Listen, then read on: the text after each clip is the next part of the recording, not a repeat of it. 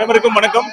இன்று தமிழக வெற்றி கழகத்தின் சார்பாக வருகிற சட்டமன்ற தேர்தலுக்காக 234 தொகுதிகளுக்கும் விருப்ப மனு பெறப்படுகிறது.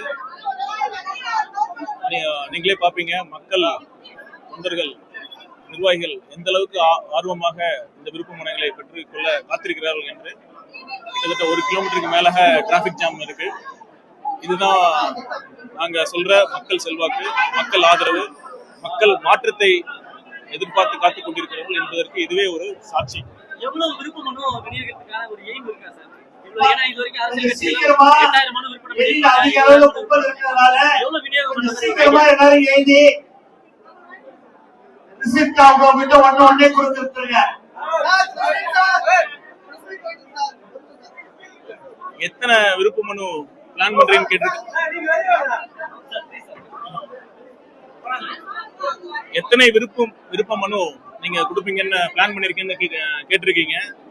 ஒண்ணு மட்டும் என்னால நிச்சயமா சொல்ல முடியும், தமிழக அரசியல் வரலாற்றில் இதுவரை இல்லாத அளவிற்கு அதிக அளவில் விருப்ப மனு அளிக்கப்படும். விருப்ப மனு அந்த அளவுக்கு மக்கள் கேட்டுட்டு இருக்காங்க.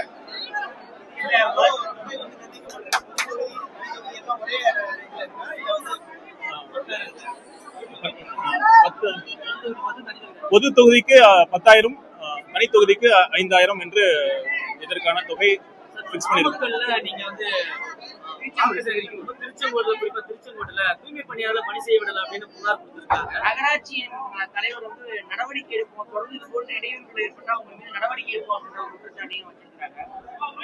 என்ன நடந்ததுன்னா, இந்த வார்டு, குறிப்பிட்ட வார்டுக்கு நான் போயிருந்தப்ப மக்கள் வந்து அனைவரும் சேர்ந்து அது இவ்வளவு பிரச்சனை இருக்கு, அங்க சாக்கடை வந்து 6 மாசங்களுக்கு மேலாக அது அடைப்பட்டு தேங்கி இருந்து வெறும் ஒரு சுகாதார சீர்கேடுக்கு வழிவகுத்துட்டு இருக்குன்னு மக்கள் கொந்தளிச்சு பேசிட்டு இருந்தாங்க. நான் அதுக்காகவே போல. நான் சொல்றேன் அந்த நேரத்துல மக்கள்லாம் சேர்ந்து, இல்ல சார் நீங்க வாங்க, ஒரு போராட்டம் பண்றோம், இப்ப சாலை மறியல் பண்றோம், அந்த அளவுக்கு மக்கள் இருந்தாங்க. பொறுமையா இருங்க, என்ன நான் கேட்போம், இப்பதான் முதல் தடவை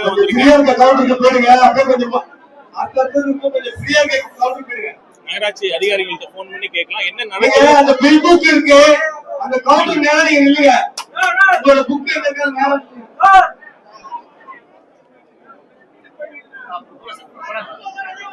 நகராட்சி அதிகாரிகள்கிட்ட கேட்கலாம் என்ன நடந்திருக்கு, அவங்களுக்கு தெரியுமா, இந்த அவங்க கவனத்திற்கு கொண்டு போனீங்களா அப்படிங்கறத கேட்கலாம். ஃபர்ஸ்ட் நம்ம ஒரு பக்கம் மட்டும் நம்ம கேட்டுட்டு பேச முடியாது. நகராட்சி அதிகாரிகளுக்கு கேட்கலாம், அவங்களுக்கு கால் பண்ணி பேசணும். ரொம்ப மரியாதையுடன் தான் நாங்க பேசணும். மக்கள் தான் ரொம்ப இதா இருந்தாங்க. அந்த இடத்துல நான் வந்து அவங்ககிட்ட பேசணும்னா மக்கள் போராட்டமா தான் வெடிச்சிருக்கும். ஆனா இப்ப என்னன்னா, அதிகாரிகள் என்ன சொன்னாங்க, நாங்க இல்ல சார், நாங்க வந்து ரெகுலரா தூர்வாரிட்டு தான் இருக்கும்னு சொன்னாங்க. ஆனா அது பொய். பாத்தீங்கன்னா அங்க தூர்வாரவே இல்லை. அது மட்டும் இல்ல, இது வந்து அந்த குறிப்பிட்ட வார்டுல மட்டும் இருக்கிற பிரச்சனை இல்லை.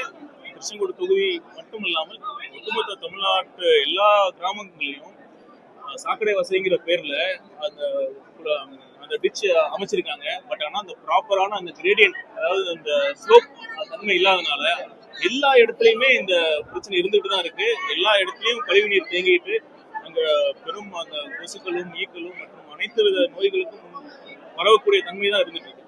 போற எல்லா இடத்துலயும் இந்த பிரச்சனை இருக்கு.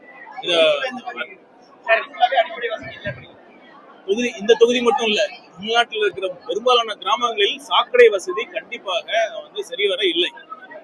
அதாவது சென்னை மாதிரி இருக்கிற பெரும் மாநகராட்சியிலே இந்த மாதிரி இருக்குன்னா, கிராமப்புறங்கள்ல அது வந்து சுத்தமா அதுக்கான எந்தவித நடவடிக்கையும் எடுக்கவே இல்லை.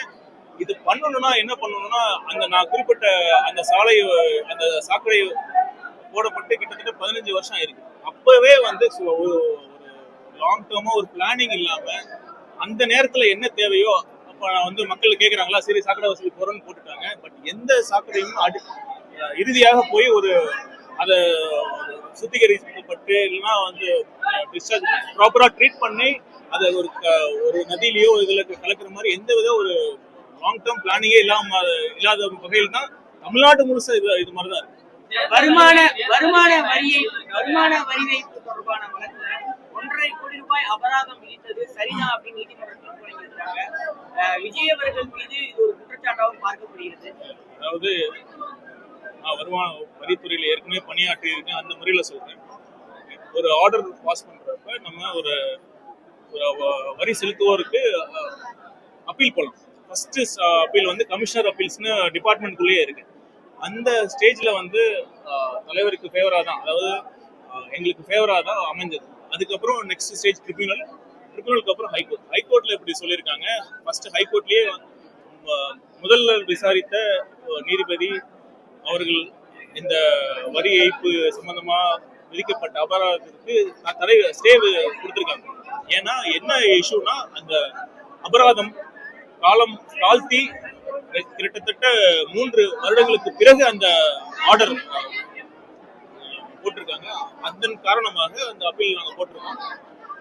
அப்ப விசாரித்த தனி நீதிபதி அவர்கள் இந்த பெனால்டி ஆர்டருக்கு ஸ்டே கொடுத்திருந்தாங்க.